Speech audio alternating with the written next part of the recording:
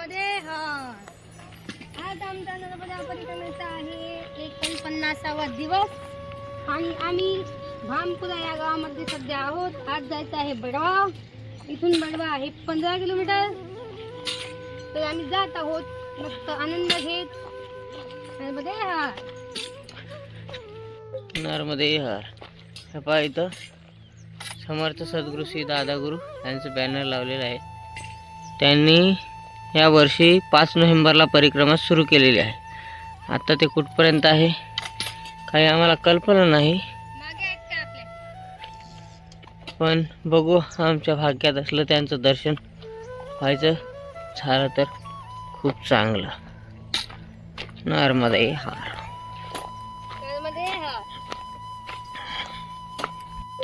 तर आम्ही पोचत आहोत आता धारेश्वर. इथं खूप पुरातन शिवलिंग आहे.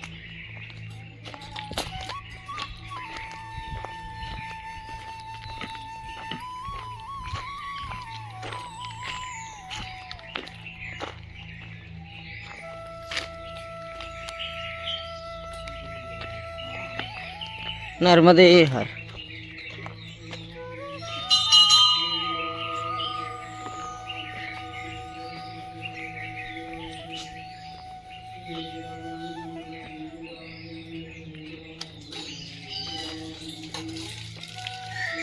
हनुमान जी महाराज.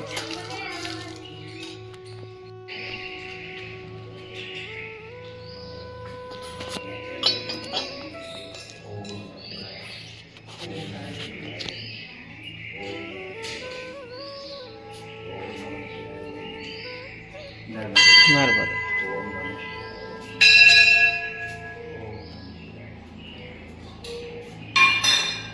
तर हे आहे धारेश्वर शिवलिंग. खूप पुरातन आहे आणि स्वयंभू शिवलिंग आहे.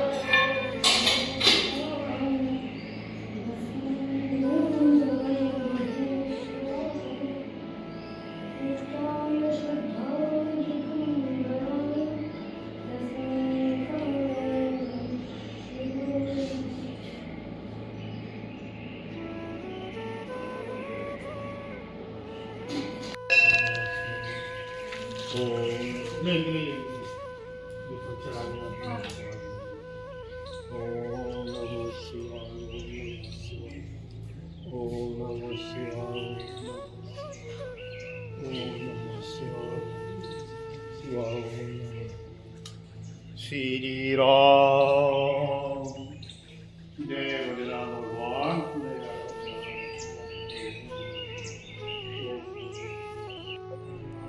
खूप मोठं मंदिर आहे आणि इथं राहण्याची सुद्धा व्यवस्था आहे. बघू शकता तुम्ही अशा प्रकारे इथे व्यवस्था आहे. आणि इथं मस्त नर्मदा मैयाचा किनारा आहे.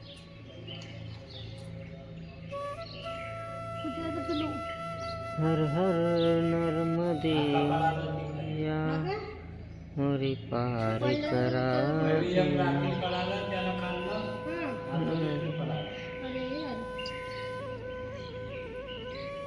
दोन आहेत ते हो का?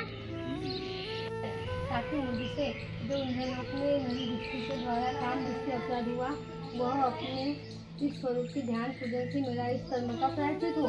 तो केवल इसी रूप में निर्मित कार्य का दर्शन कर सकूँ. इस अर्थ इस दारुक ने मांगने पर भगवान के वचनानुसार दानी देने के अंतर्गत पार्वती को लेकर बनाया बने. तब इस दारुक की तपस्या से बख्शी भूत होकर इसी स्थान पर विद्यमान विराजित हो गए. पश्चात कई समय तक यह दारुक इस मूर्ति का ध्यान पूजन करता रहा और अपना प्रायश्चित करना पूरा किया. पश्चात भगवान शिव पुनः प्रसन्न होकर प्रकट हुए और माता जी से कहा कि तुम्हारी मांगने पर दारुकेश्वर नाम जो प्रसिद्ध हो जाए. अतः यह स्थान का नाम दारुकेश्वर हुआ, जिसका आज वर्तमान समय से उपनाम धारेश्वर है. पश्चात कई समय तक यह दारू इसी स्थान पर शिव आराधना करता रहा. लेकिन एक दिन संयोग की माँ नर्मदा की परिक्रमा मार्ग उसे अचानक सनक सनंदन सनातन और सनत कुमार चारों महापुरुष इस दारुक का परीक्षण करने के लिए यहाँ आए और दर्शन पश्चात करने का को तैयार हुए. लेकिन दारूक ने अत्यधिक आग्रह करने के लिए किया तो महापुरुष ने अपने नियम सिद्धांत बताए, जो इस प्रकार। प्रथम सनक नाम के महापुरुष संत ने कहा कि मैं मंत्रित गंगा स्नान करता हूँ अतः नहीं रुकूंगा।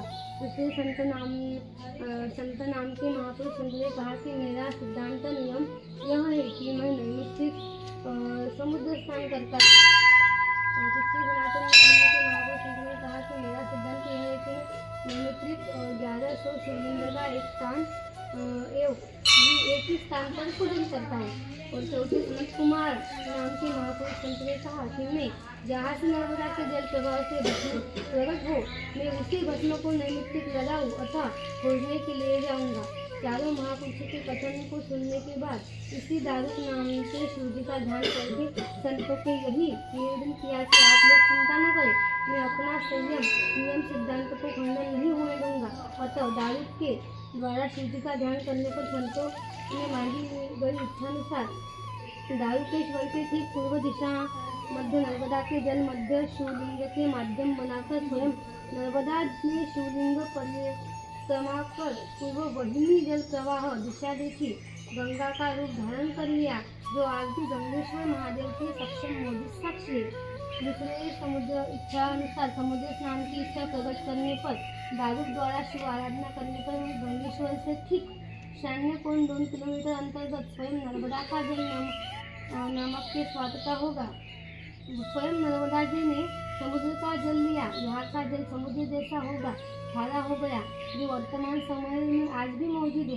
तीसरे संत महापुरुष की इच्छा एक ही स्थान पर एक साथ शिव जी का पूजन एवं आराधना की। अतः दारुक की प्रार्थना पर स्वयं भगवान शिव ने अपने भक्त की वाणी को सिद्ध करने के लिए एक ही शिला पर सहस्त्र शिवलिंग प्रकट हो गए एवं तीसरे महापुरुष का नियम सिद्धांत पूरा किया, जो आज भी वर्तमान समय में दारुकेश्वर शिव मंदिर से स्थित 1 किलोमीटर दूर पश्चिम दिशा में मां नर्मदा के उत्तरी तट पर मौजूद है, जो टोकड़ा घाट के नाम से प्रसिद्ध है। और चौथे संत के सिद्धांत मतानुसार कहा भी नर्मदा जल की भस्म धारण की तथा दारुकेश्वर की प्रार्थना पर शिव कृपा से दारुकेश्वर मंदिर की नैऋत्य कोण 500 फीट की दूरी पर नर्मदा जल के अंतर्गत भस्म का एक शिल्प आज भी मौजूद है, जिससे चौथे संत का नियम सिद्धांत पूरा हुआ। अतः दारुक ने जिस इच्छा से भगवान शिव का स्वरूप मांगा है, संतों ने जो परीक्षण हेतु स्थान मांगा है, वो पूरा तत्व आज भी देखने को मिलता है और मौजूद है। अतः इस स्थान का नाम दारुकेश्वर एवं उपनाम धारेश्वर के नाम से जाना जाता है। परिक्रमावासी घुसले आहे या भागात पपईच्या ठिपा।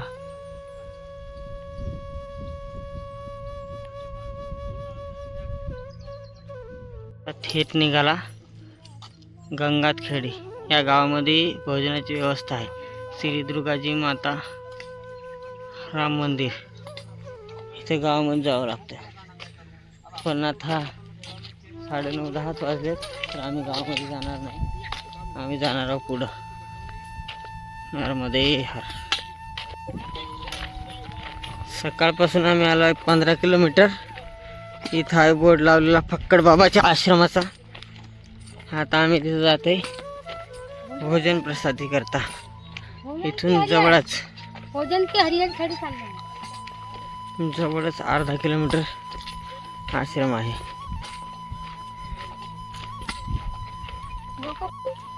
लोक कमेंट करून म्हणतात असं सांगलं की आता भोजन प्रसादी इथं भेटणार आहे, आता आम्ही चाललो। लोक म्हणतात तिकडे काय खायला गेले काय, ह्याला खासान नाही तर चालसान कसे नॉर्मली आहे। हा आहे फक्कड बाबाचा आश्रम। समोर मस्त नर्मदा मैया आहे, सुंदर शिवलिंग आहे इथं। हर हर नर्मदे मैया मोरी पार।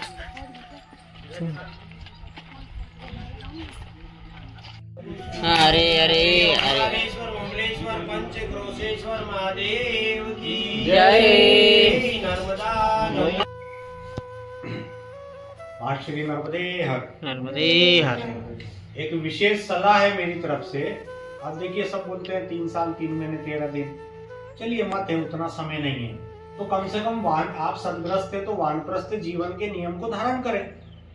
आपको करना क्या है, घर परिवार बेटा बहू गुरु चेला जो भी है उनको उधर रख करके आओ। आपने संकल्प लिया, तो आपके हाथ में भी बंधा डंडे में भी बंधा, डंडा और कमंडल साधु सन्यासी रखते हैं। आप वानप्रस्थ हो, नियम का पालन करो, भगवान का भजन चिंतन करो।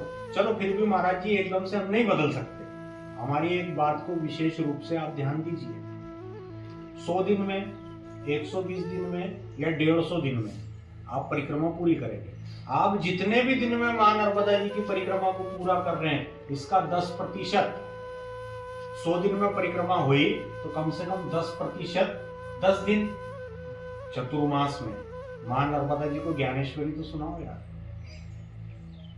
तो जो भी आपसे त्रुटि हुई है कैसे भरपाई होगी, लेकिन उसमें भी कंडीशन अप्लाई। आपको 10 दिन मौन, मोबाइल कनेक्टिविटी बिल्कुल बिल्कुल आपको भगवान, अपने आप को भगवान के हवाले करना है। तो आपका नर्मदा जी के किनारे चलना रहना काम, ये खाया पिया साधन लिया आपको करना पड़ेगा। जितने दिन की परिक्रमा, चतुर्मास विशेष रूप से लाभकारी होता है नर्मदा खंड का। मां नर्मदा जी कुंवारी है,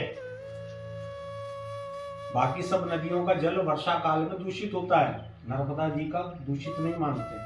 दुनिया भर के साधक लोग, साधु सन्यासी मां नर्मदा जी के किनारे आकर के साधन भजन करते हैं। हमने परिक्रमा लगा ली, ऋण लेकर के चले गए नर्मदा जी का, चुकाएंगे कैसे? तो जितने दिन की परिक्रमा है उसका 10% दिन बैठ करके ज्ञानेश्वरी, अभंग, गाथा, रामायण, जाप, गुरु चरित्र कुछ तो दो नर्मदा जी को, ये जिम्मेदारी है। और अच्छा, आपके लिए अच्छा बता रहा हूँ, पूरे नर्मदा खंड में जहां आपको आश्रम अच्छा लगे, जहां का व्यवहार अच्छा लगे, वहां के महाराज जी चतुर्मास में आएंगे हम 10 दिन 15 दिन करना चाहिए। क्यों? चतुर्मास का विशेष महत्व है। अब हम कर नहीं पा रहे जल्दबाजी की दौड़ भाग में, तो भाई ऐसे आकर के करो ना 10 दिन 12 दिन का पारायण, कुछ भी करो जो आपको अच्छा लगा है। शिव पुराण करो, जो आप भागवत जी की सुनाओ, गीता जी सुनाओ, मंत्र जाप की एक संख्या का संकल्प ले लो कि भाई इतने लाख मेरे को जाप करना है, तो आपकी परिक्रमा को हम मानेंगे। सब चले जाएंगे चतुर्मास में, कोई आते ही नहीं। ये कहाँ का व्यवहार है? तो इस चीज पे ध्यान देने की आवश्यकता है। सबसे बोलिए जो भी आपके लोग मिले, भाई ये तो करें। 10% दिन तो जरा संन्यास धारण करके देखो, वानप्रस्थ रह करके देखो, भगवान के परायण बन करके तो देखो, तो काम आएगा। नहीं चल रहे हैं भाई, ठीक है। मार्ग नर्मदे। हा, हे फक्कड बाबाचा आश्रम, सुंदर इथं शिवलिंग आहे आणि फक्कड बाबांनी आम्हाला सुंदर असं प्रवचन सांगितलं 1-1.5 तासाचं। आता ते प्रवचन आम्ही लवकरच यूट्यूबला टाकू।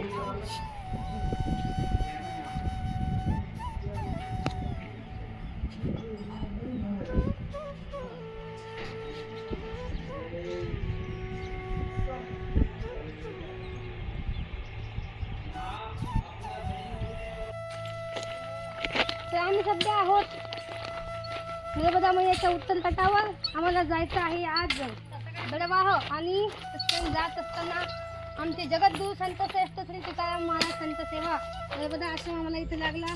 तर आतमध्ये जाऊन पाहू कोण आश्रम चालवत आहे, काय आहे।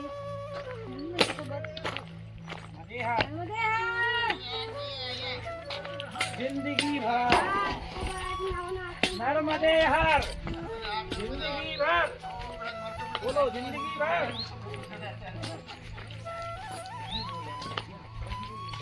नर्मदे हर। घर से निकले है तो किस बात का डर? बोलो नर्मदे ना चिंता ना भय, बोलो नर्मदा माई की जय। आता आम्ही पोहोचलो बेलसर विमलेश्वर मंदिर। आतमध्ये दाखवतो तुम्हाला कसं आहे तर। धारेश्वरच्या पुढं 7 किलोमीटर अंतरावर विमलेश्वर आहे। तर सगळ्या परिक्रमावासियांनी इथं दर्शनाला आलं पाहिजे। प्रत्येक ठिकाणचं काहीतरी एक महात्म्य आहे। इथं काय आहे ते पण तुम्हाला सांगू, दर्शन करा। नर्मदे हर।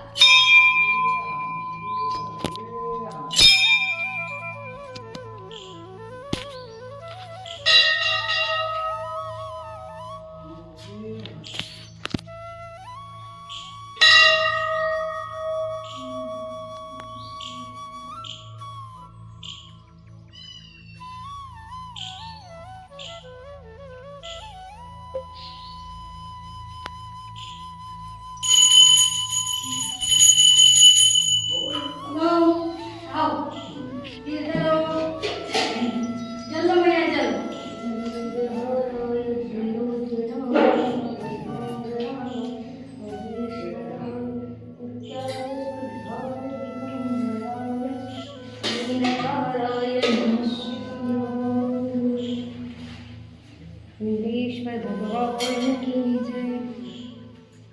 देवा छान दिसते सगळंच. विमलेश्वरवरून बडवा जायला 2 रस्ते आहेत. एक आहे खेडीघाटवरून उजव्या हाताला जावं लागतं, तिकडून खेडीघाटून 8 किलोमीटर बडवा आहे. आणि एक डाव्या हाताला रस्ता आहे, तिथून 6 किलोमीटर बडवा आहे. तर आम्ही आलो 6 किलोमीटरच्या रस्त्यानं. म्हणजे डाव्या हाताहून तुम्हाला कुठून जायचं हे तुम्ही पहा, 2 रस्ते आहेत. पण विमलेश्वरचं दर्शन जरूर घ्या. नर्मदे हार.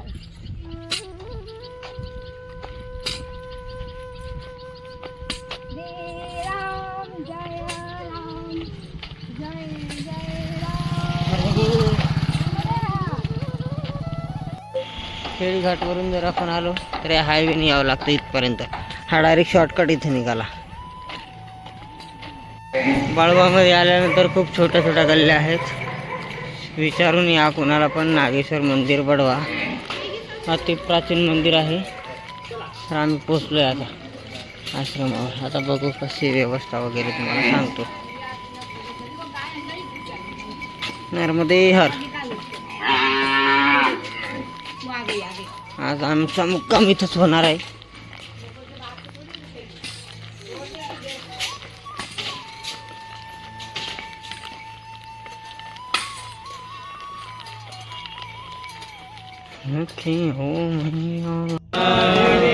आज आहे दत्त जयंती. दत्त जयंती निमित्त इथं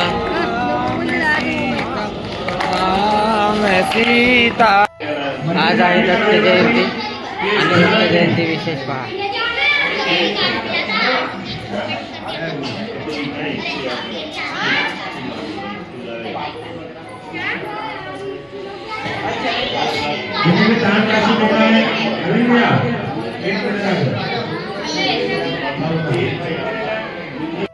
अलीकडे आहे नागेश्वर मंदिर. खाली जावं लागतं.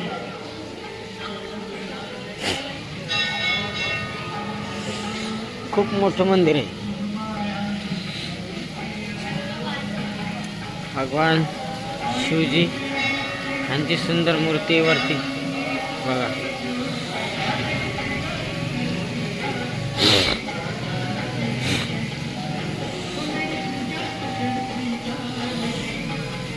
वा,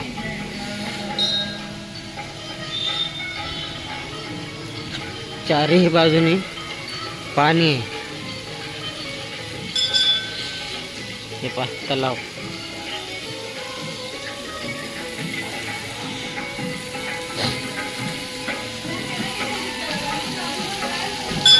महाकाल सरकार.